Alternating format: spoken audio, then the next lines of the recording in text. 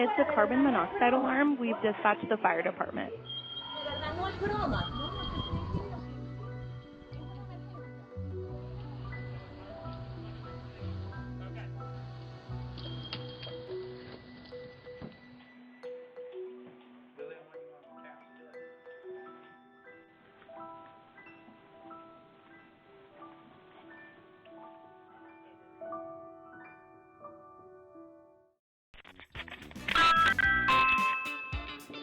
Get away from the door.